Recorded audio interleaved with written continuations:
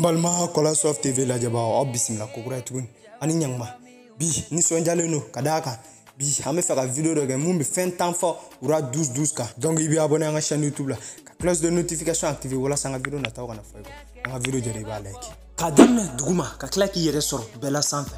na to ko sebe Sidi Mokhtar Dameli na donné no ura 12 te do ba fama ko basiri ay jigi belebele di Mali demsenuma kadaka erisitika mumbo yara kosbe muba ira Mali demsen tola ka fo ko c'est possible aussi ka be saka ke u fene be saka ladigi pour ka paka temala ere wa fene ay Mali demsen chaman dem ere ka fo plus be war soro plus kanga klaini mato nonche surtout fente mambolo de sebagato ni bolangolo Mali kanga seka aka jamana kono dem bega erisiti tonobo inu kuma ere anga opérateur économique doye no toko ko Sidi Mokhtar Dameli ka kuma ko dumashi nege kayen tan duru wakati ko milliardaire no ura 12 yere kaka sobe fa jamala tep ko Mali artiste demsen chama kadam na rapper jelu ani yele kon bola chama bena ke kaka sofa kosobe fene ka fara Mali toko tigi were chama nga munte ni shike wa kuni ma were tina nyogo yere uni ura 12 yere demsente mu ya ka demsena ke ni wartigi bae nga aya ka demsena ke ni turki toroko ka soroka ke wartigi akelenga ga activité nya soro no ere mobile fere ko ayre ka villa belebele ngono ko parking sabari be parking sabain ko mobile dakabana mobile bolengo labanu salaba mobile labanu dagelen ko drone be soro wa fina ka piscine dakabana do ba kaso na ere bisigo kerefe mamu mena laje no ya rapperu ni comédien na nyogona chama bu bela me kelengele mumbu fe ka fayana donc abe be bismillah ni muna na munye arani mana kale ka daele nunu beri ko maoma ko ni sirama na sebai abideme al nasr ali tisaka bedeme ngani ko ni sira le fe ay bolangolo te segine ko al nabe da marola ka ulame obsaka jigidoni kuyi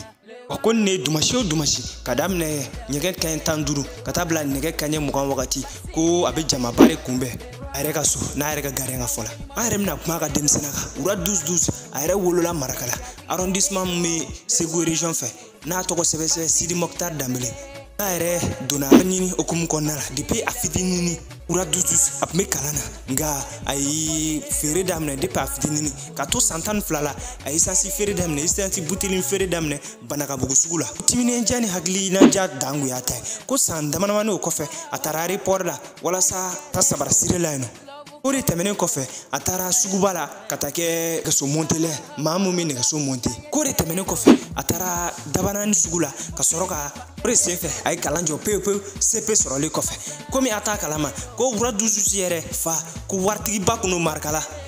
ere kale fa me dumini di dese bakato chama wakati mina olu demseni wa ko mobile flap ma fe wa immeuble dok ma bolo bamako kura ani so chama ma bolo bamako nga ale koni ale pe fega barake segen konna la ka tasura ere kale be do ka fay ko ala ka darosma ko ma fa banu na flerom na ko wura 12 yere afuruleno wa denda banaman ba fe ko ayre mobile fere damne mobile occasion fere la o damne samba flan woro wakati sangelere anana mobile koro shekinye no ere margi ba damne Mercedes BMW ana nyokona chama mawbe tugu yere nyinga ko abu fama wura 12 ko ere to ina na chugudi de o dondo de la muskoroba do di teme tokuno ko o ya lega mobile garele aka parking na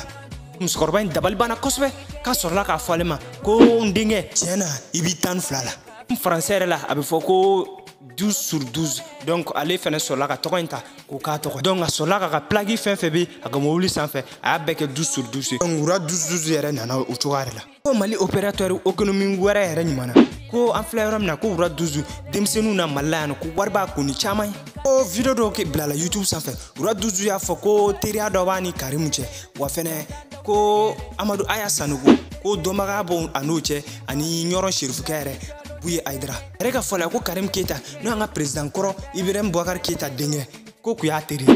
ko anuga nyogondo ka mena ko jano faare ka ke Mali jamana nyema ko depuis Karim Keita nu yere ba wole ko kacho ka kera député kale no nyogon chien sabadron nga ko ka damne 2013 fo kana bla bila kale wi kale ko foi matema len Karim che politique sera fait ko Amadou Aya côté ko alete politique ke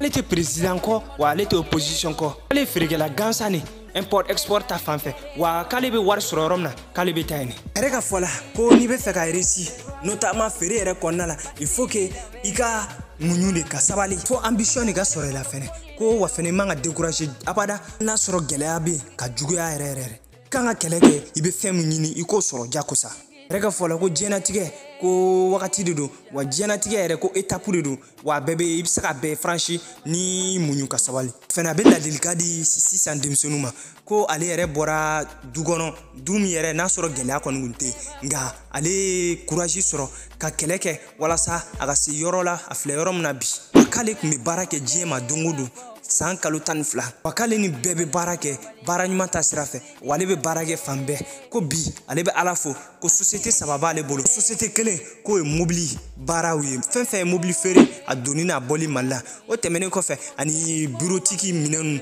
ordinateur ni tabali ko o fɛnɛ tɛmɛnen kɔfɛ société dɔ b'a bolo mun ɲɛsinnen don sojɔ ma a fɛnɛ ko faransi ko société fila b'a bolo wa so dɔw fɛnɛ b'a bolo a tɔgɔla yen nɔ faransi wa fɛnɛ ko sous région ka daminɛ ivoire burkina congo sénégali ani jamana caman ko société wɛrɛw b'a bolo yen nɔ ko a b'a ɲini mali denmisɛnnin bɛɛ fɛ n'o ye jeunesse ye k'u ka kɛlɛ kɛ u bɛ fɛn min ɲini nɔfɛ kɛlɛ tɛ ko ka marifa ta dɛ ale ma fɔ ka muru ta ko ka kɛlɛ kɛ bere ka diɲɛnatigɛ u ka ɲinifɛn u k'a sɔrɔ ko ka d'a kan ni maa ye kɛlɛ kɛ don dɔ la i b'i yɛrɛ bɔ ko ale dalen bɛ ala la a n'a somɔgɔw ka duwawu ko ale dalen bɛ baara la baara ɲuman kɛ yɛrɛ sababu o de y'a to ale bɛ nin yɔrɔ in na san 2020 wagati yɛrɛ n'o 2020 o la 12 a mobili dɔ san mobili min yɛrɛ k'a ɲɔgɔn ma deli ka na farafinna fɔlɔ n'o mobili yɛrɛ tɔgɔ ko McLaren 720 SBDR 2020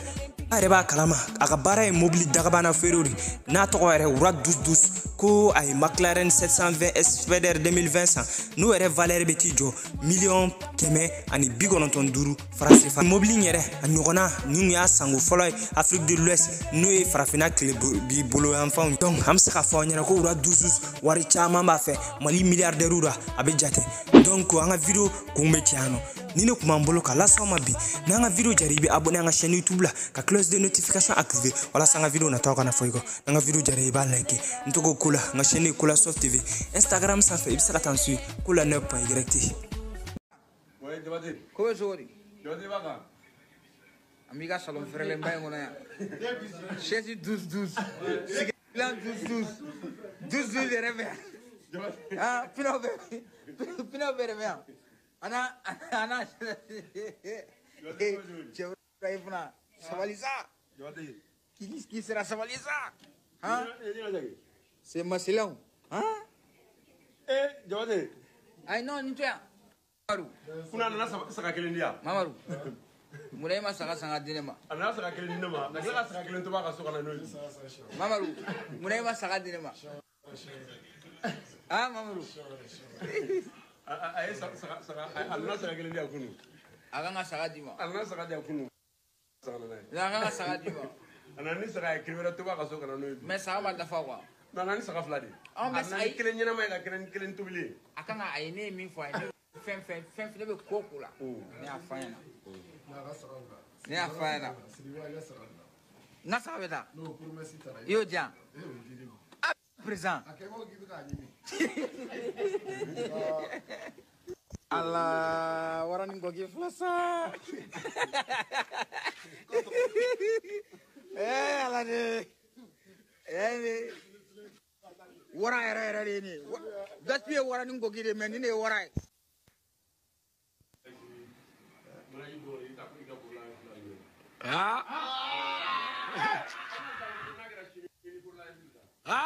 Chinois. Bara. Promesse.